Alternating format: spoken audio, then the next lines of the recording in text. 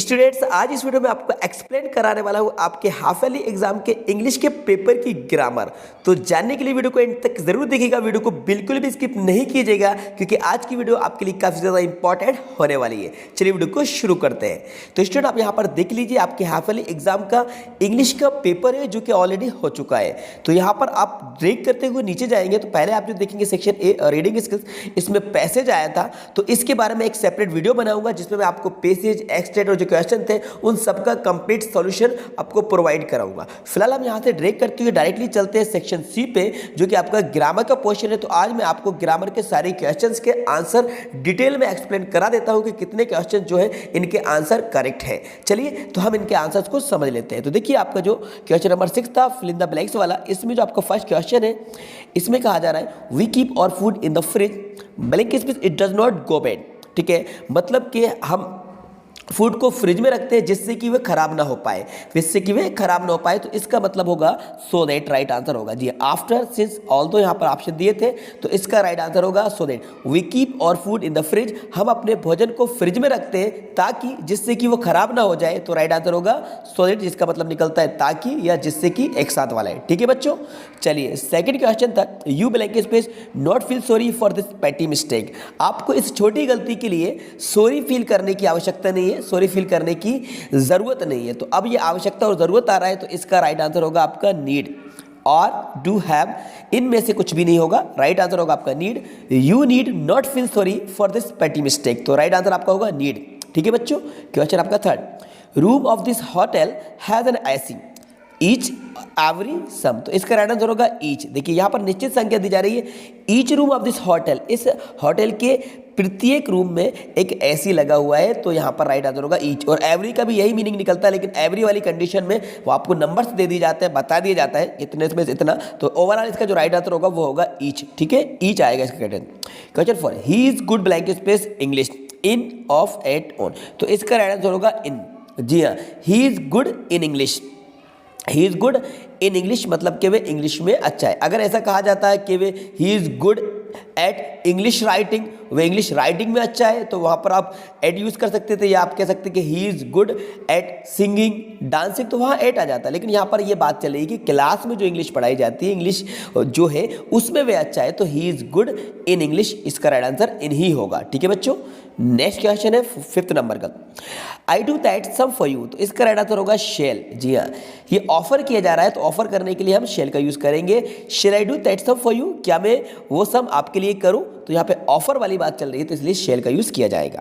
6th number 8400 जी हाँ, याद कर लीजिए व्हाट्सएप नंबर, क्योंकि अब चाहे आपका मैथ्स का सवाल हो या फिजिक्स, केमिस्ट्री, बायोलॉजी का, आपके हर डाउट, हर क्वेश्चन का तुरंत मिलेगा वीडियो सॉल्यूशन, वो भी सीधा आपके व्हाट्सएप पर। बस अपने फ़ोन में डाउट नट का 8400 व्हाट्सएप नंबर सेव कर लीजिए और चैट ओपन कीजिए। फिर जो भी आपका डाउट है उस सवाल की आपको बस फोटो खींचनी है, उसे क्रॉप करना है और 5 सेकंड में आपको उसका वीडियो सॉल्यूशन मिल जाएगा। क्लास 6 से 12 IIT JEE NEET CBSE boards और सभी स्टेट बोर्ड्स के बच्चों के लिए। तो देर किस बात की, अभी जाइए और 8400 पर अपना सवाल व्हाट्सएप कीजिए और अपने सभी डाउट्स को आउट कीजिए, लिंक डिस्क्रिप्शन में है। नंबर क्वेश्चन है no sooner did the boy see the cobra blank he run away, तो देखिए नो सूनर आया है तो नो सूनर के साथ देन का यूज किया जाता है। तो नो सूनर अगर सेंटेंस में आता है तो उसके साथ देन का यूज करते हैं, तो ओवरऑल हमारा राइट आंसर होगा यहाँ पर then. No sooner did the boy see the cobra then he run away. Okay, any 5 आपको करना था, मैंने आपको 6 के सभी के आंसर्स आपको बता दिए जो सबके सब आंसर्स करेक्ट है। ओके बच्चों, आ जाते हैं अब डू इज डायरेक्टेड पे। तो चलिए हम देख लेते हैं डू इज डायरेक्टेड। देखिए डू इज डायरेक्टेड का आपका फर्स्ट क्वेश्चन है The hotel was quite cheap. The hotel was very comfortable. Okay, combine the sentences using not only but also. Not only but also का use करके इनको combine करना है। So student चलिए जान लेते हैं इसके राइट आंसर के बारे में कि the hotel was quite cheap, the hotel was very comfortable। तो not only but also से कैसे इसको कंबाइन किया जाएगा, तो स्टार्टिंग में आपको यूज करना होगा the hotel। तो स्टार्टिंग में आप लिख दीजिए the होटल, इसके बाद आप लगा दीजिए वाज, और अब ये जो लिखा हुआ है ना क्वाइट चीप, तो इसके बिफोर आपका लग जाएगा नॉट ओनली। जी हाँ, नॉट ओनली, तो पहले ऑब्जेक्ट के पहले आप लगा दीजिए not only, the hotel was not only, फिर आप राइट कर दीजिए क्वाइट चीप, क्वाइट चीप। अब इसके बाद आप लगा दीजिए बट आल्सो। जी हाँ, क्या लगाइए, बट आल्सो, और इसके बाद जब बट आल्सो आपने लगा दिया है तो फिर आप लास्ट में द होटल को ना लिखकर डायरेक्ट लिख दीजिए very very comfortable. Okay, very comfortable, comfortable. तो COMFOR, यहाँ पे स्पेलिंग करेक्ट कर देता हूँ मैं आपको, TABLE।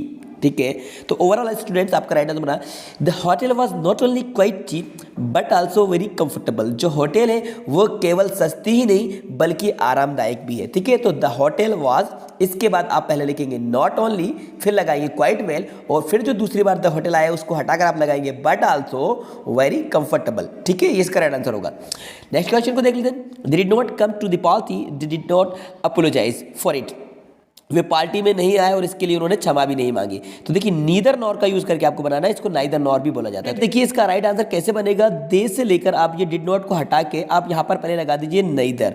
तो they neither came to the party, they, इसके बाद यहाँ पर आप लिख दीजिए। देखिए मैं आपको लिखकर बता देता हूँ, यहाँ पे मैं आपको अच्छे से लिखकर एक्सप्लेन करा देता हूँ। तो आप यहाँ पे देख लीजिए, पहले हम लिखेंगे दे, फिर आप लगाइए NEITHER, दे नीदर, कम की सेकेंड फॉर्म हो जाएगी कैम टू द पार्टी। ठीक है, पार्टी, और इसके बाद आप लगाइए nor, nor apologise for it. तो यहाँ पे APOLO अपोलोजाइज, तो जहाँ पे आप स्पेलिंग करेक्ट लिख लीजिएगा, यहाँ पर ये थोड़ा सा लिखने में प्रॉब्लम है, अपोलोजाइज फॉर इट। ठीक है, ऐसा इसका राइट आंसर होगा। कैसे होगा, देखिए नीदर नॉर का हम जब यूज करते हैं तो सेंटेंस में नीदर में नॉट ऑलरेडी इंक्लूड होता है, तो सेंटेंस जो नेगेटिव होता है उसको अफर्मेटिव बना देते हैं। तो दे डिड नॉट को हटाकर हमने कम की सेकंड फॉर्म केम लिख दी, क्योंकि सेंटेंस हमारा पास्ट इंडेफिनिट का नेगेटिव था, तो पास्ट इंडेफिनिट को हम अफर्मेटिव में बनाएंगे। तो they neither came to the party, nor लगाकर अपोलोजाइज्ड फॉर इट कर देंगे। इसका भी दे डिड नॉट सेम है, कॉमन सेंटेंस है, तो इसको हटा देंगे। तो ओवरऑल राइट आंसर होगा they did not, they neither came to the party nor apologized for it. वे ना तो पार्टी में आए और ना ही उन्होंने इसके लिए माफी मांगी। ठीक है बच्चों, ये इसका राइट आंसर होगा। नेक्स्ट क्वेश्चन को देख लेते हैं। He saves money so that he may buy a car. तो आपको करना क्या है, change the above sentence into a non finite clause. तो नॉन फाइनाइट क्लॉज का आपको यूज करना है, तो कैसे बनेगा, ही सेव्स मनी, और यहां से आप लिख दीजिए सो दैट को, यहां से ये मे को हटा के यहां पर लिख दीजिए टू बाय अ कार। बस इतना करना है आपको, इन्फिनेटिव हो जाएगा। तो he saves money to buy a car, he saves money to buy a car, ये इसका राइट आंसर हो जाएगा। मतलब कि हमें टू इन्फिनेटिव का यूज करना है, तो नॉन फाइनाइट के लिए यहाँ पे हम टू लगा देंगे, to buy a car. Okay बच्चों, क्लियर हुआ। चलिए नेक्स्ट क्वेश्चन देख लेते हैं। फोर्थ वाला, फेल टू अंडरस्टैंड। तो यहाँ पे सब्जेक्ट होगा, फेल्ड लिखा हुआ है, लेकिन इससे पहले ही कोई सब्जेक्ट जरूर होगा। What I had done the arouse his fury. तो आपको ये बताना है कि ये कौन से क्लॉज का है, नॉमिनल क्लॉज है, एडजेक्टिव क्लॉज है या एडवर्ब क्लॉज। तो अब यहाँ पर देखिए व्हाट, अगर व्हाट आ जाता है तो मतलब यह चांसेस होते हैं कि वो नाउन क्लॉज है, और नाउन क्लॉज को ही नॉमिनल क्लॉज कहा जाता है। तो राइट आंसर इसका होगा नॉमिनल क्लॉज।